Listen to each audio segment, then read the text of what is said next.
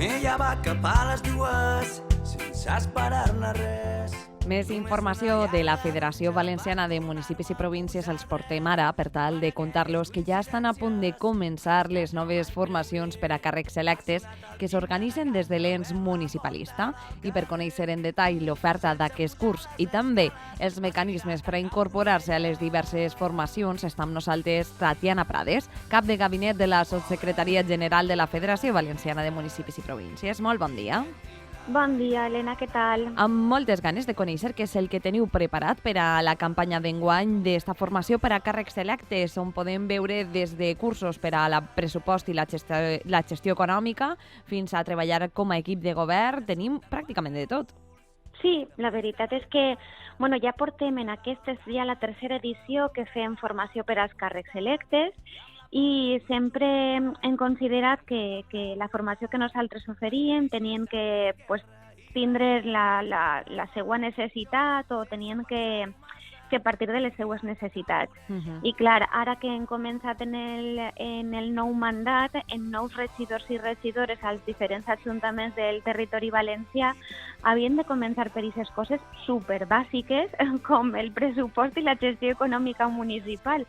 Que sigues regidor no significa que entengues com funciona tota l'administració. Aquest curset, el que parlàvem concretament de pressupost i gestió econòmica municipal, es farà a la seu de la Diputació de Castelló els dies 6, 11, 13, 18 i 20 de novembre i serà des de les 3:30 i fins a les 7:30. Però encara estan a temps els càrrecs electes que ens estiguen escoltant d'apuntar-se i de preinscriure's. Sí. De fet, la preinscripció per a tots els cursos de València, això sí que ja van finalitzar i ja tenim a tota la gent matriculada i ara els que estan oberts són els que estem oferint a Castelló. Perquè sí que és veritat que en la primera tanda d'inscripcions la gent de Castelló va tindre prou d'interès i se van decidir a fer també els mateixos cursos que fèiem així a València, també fer-los a Castelló. Normalment sempre procurem territorialitzar la formació, però n'hi ha de vegades que quan no hi ha una necessitat o no hi ha inscripcions, clar, no moguem. Clar. Però sempre procurem que siga Alacant, Castelló, València. Així també per a poder facilitar els desplaçaments a la gent interessada. Clar, sí, perquè també entenem això, que el nostre territori és ben llarg i potser a la gent els vindre's a València a formar-se per les vesprades li suposaria una pèrdua d'hores brutal. Així que procurem un poc territorialitzar. De fet, hem estat parlant amb la gent, per exemple, de l'Ajuntament d'Elx, que han sigut superamables i suposa que a les properes edicions estarem allí perquè ens han facilitat les seues aules i les seues instal·lacions. També molt interessant que la gent que està a Alacant també sàpia que Propet també va tindre una altra nova seu on poder continuar formant-se. Per exemple, a més d'aquest curset, el que estem parlant actualment, del de pressupost i gestió econòmica municipal, també en tindrem treballar com a equip de govern i amb els tècnics. És una qüestió clau, suposa, a l'hora de desenvolupar el paper dels regidors i les regidores. Clar, la realitat que ens ha donat els nostres resultats electorals és que en la major part dels ajuntaments o governem en coalicions o governem en el suport d'altres partits. Aleshores, n'hi ha de vegades que has d'ensenyar-te a com treballar amb persones que potser no anaven en la teua candidatura però que formen part d'aquest equip de govern i tot s'ha de consensuar i hem de treballar amb una meta comú, amb un objectiu en comú. I no sols com a equip de govern, sinó amb aquells tècnics que són clau dins de l'administració.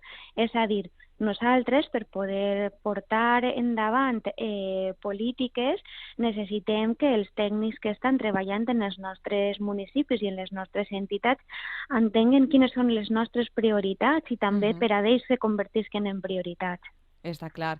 Hem vist que tenim el primer, que és saber gestionar el pressupost, el segon, que és saber interrelacionar-se amb tota la gent que està treballant a l'Ajuntament i colze a colze, i després l'últim, que encara la data no està prevista, però pròximament suposo informareu, és el de com relacionar-se amb la ciutadania. Sí, perquè la forma tradicional de relacionar-se amb la ciutadania canvia tan ràpidament com estan canviant les noves tecnologies.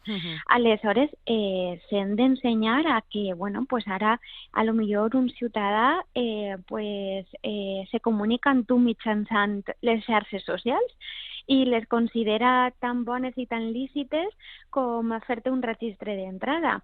Aleshores, o que a lo millor nosaltres vulguem que tots s'adrecen per registre d'entrada, ja és una cosa com que diuen això és obsolet, me vols dir que no hi ha una altra manera de comunicar-me amb un regidor? Sí. Aleshores, s'han d'ensenyar a caminar i comunicar-se amb la ciutadania al mateix temps en el que avancen les noves tecnologies. Tots tres cursos tenen unes 20 hores de duració aproximadament i a més l'alumnat que superi el curs rebrà un certificat.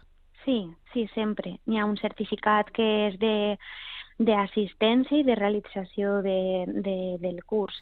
No és una formació reglada per cap altra institució, sinó que és de la federació, és com un títol propi, però sí que nosaltres es donem aquesta certificació a les persones que participen. I comentàvem, a més, que encara poden preinscriure's a estos de Castelló. Sí. Els de Castelló sí que poden i tenen el termini fins el 31 d'octubre, és a dir, fins dijous de la setmana vinent. Clar, estem ahí ja pràcticament apurant el temps i només volem, Tatiana, que ja aprofites i convides a tots els regidors, alcaldes i alcaldesses que ens estaran escoltant i que estan plantejant-se, me vindrà bé este taller, me vindrà bé este curset? De segur que sí, no? Segur que sí. Ja, jo sempre ho dic, nosaltres fem els cursos presencials ja no sols per allò que pugues aprendre i perquè tingues el docent davant, sinó perquè crec que és la millor experiència la de sentar-te en una aula amb companys i en companyes que estan en altres municipis, que poden ser més grans, més xicotets, igual que el teu, però al final tots tenim més o menys els mateixos problemes. I al final resulta un poc terapèutic l'anar als cursos i poder compartir.